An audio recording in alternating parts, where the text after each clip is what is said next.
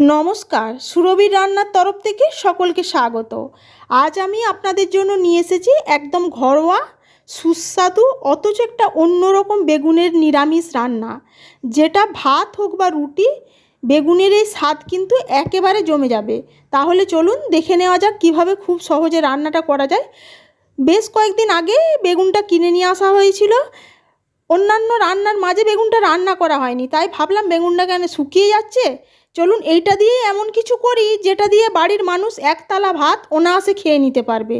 তার জন্য এই যে দেখুন লম্বা লম্বা বেগুন নিয়েছি। আপনারা চাইলে গোল বেগুনকেও এইভাবে লম্বা লম্বা করে কেটে রান্নাটা করতে পারেন। আমার কাছে লম্বা বেগুনটা ছিল, ওই যে বললাম শুকিয়ে নষ্ট হচ্ছিলো, সেটা দিয়ে আজকে বাড়ির মানুষকে এমন রান্না করে খাওয়াবো যে আঙুল চাটতে সবাই বাধ্য হবে।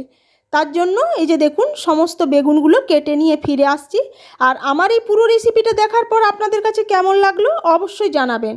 যদি রেসিপিটা ভালো লেগে থাকে তাহলে প্লিজ লাইক আর কমেন্ট করে চ্যানেলটা সাবস্ক্রাইব করতে ভুলবেন না। এই যে সমস্ত বেগুনটা ভালো করে কেটে ধুয়ে পরিষ্কার করে নিয়েছি।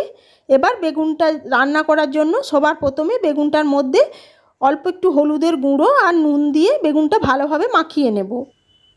আপনারা তো বেগুনের অনেক ধরনের রেসিপি খেয়েছেন, কিন্তু আমি বলবো একবার বেগুন এইভাবে রান্না করে দেখুন, আপনাদের ভীষণ ভীষণ ভালো লাগবে। বেগুনটা ভালো করে নুন হলুদ মাখানো হয়ে গেছে। এবার বেগুনটা ভাজার জন্য গ্যাসে কড়াই বসিয়ে দিয়েছিলাম। কড়াইটা ভালো মতো গরম হয়ে গেছে। কড়াইয়ের মধ্যে দিয়ে দিলাম সর্ষের তেল। এবার তেলটা গরম হয়ে যাওয়ার পর এর মধ্যে ওই যে নুন হলুদ মাখানো বেগুনগুলো দিয়ে নেড়ে চেড়ে হালকা করে ভেজে তুলে নেব। বেগুনটা ভাজা হতে হতে চলুন একটা মশলা রেডি করে নিই। তার জন্য এই যে বাটির মধ্যে আমি নিয়েছি 1 চামচ কালো সর্ষে বাটা, শুধু সর্ষেটা বেটে নিয়েছি, এর মধ্যে নুন বা লঙ্কা কিচ্ছু দিইনি। আর এর মধ্যে দিয়ে দিয়েছি 1/2 চামচ আদা জিরে বাটা আর 1/2 কাপ টক দই। তার সাথে দিয়ে দিলাম 1/4 চামচ হলুদের গুঁড়ো, 1/4 চামচ কাশ্মীরি লঙ্কার গুঁড়ো আর স্বাদ অনুযায়ী নুন। এবার সমস্ত উপকরণগুলো এই ভালোভাবে একটা চামচের সাহায্যে মিশিয়ে নেব। বললে বিশ্বাস করবেন না, সর্ষের ঝাঁঝ, দইয়ের টক মিষ্টি স্বাদ আর আদা জিরের যে একটা সুন্দর গন্ধ, যেটা এই রান্নায় একটা আলাদা মাত্রা এনে দেবে। তাই বলবো স্কিপ না করে পুরো রান্নাটা দেখুন, আশা করি আপনাদেরও ভীষণ ভালো লাগবে। বেগুনটা দেখুন হালকা করে ভাজা হয়ে গেছে। এবার বেগুনটা আলাদা পাত্রে তুলে নেব। বেগুন ভাজার যে তেলটা, ওই তেলটার মধ্যে আমি রান্নাটা করব। আমি এখানে আর তেল দেব না, তবে আপনাদের কাছে তেল কম থাকলে তেল অ্যাড করে নিতে পারেন।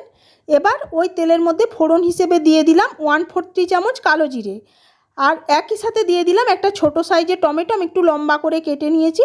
এবার তেলের মধ্যে ওই 1 মিনিটের মতো টমেটোটা হালকা করে ভেজে নেব। জাস্ট টমেটোটা একটু সফট সফট ভাব আসবে, সেই অবস্থায় দিয়ে দিলাম ওই যে মশলাটা তৈরি করে নিয়েছিলাম সর্ষে দই আদা জিরের।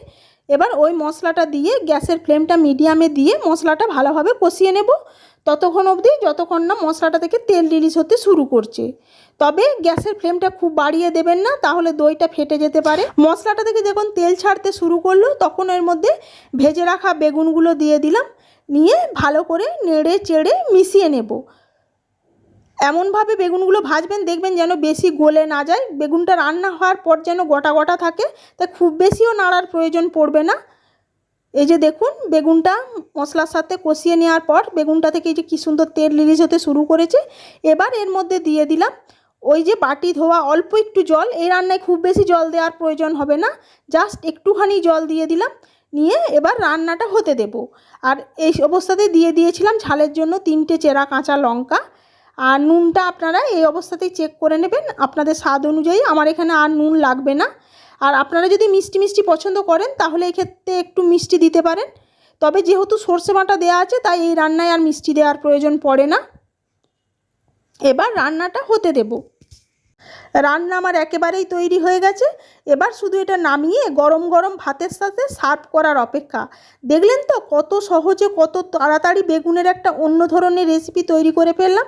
আর রান্নাটা হওয়ার পর দেখুন দেখতে কতটা লোভনীয় হয়েছে।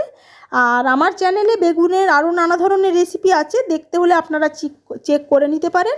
আর আপনারা কী ধরনের রেসিপি দেখতে চান অবশ্যই কমেন্টের মাধ্যমে জানাবেন। আজ তাহলে এটুকুই, আবার হাজির হয়ে যাব অন্য কোনো রেসিপিতে। সবাই ভালো থাকবেন, সুস্থ থাকবেন, ধন্যবাদ।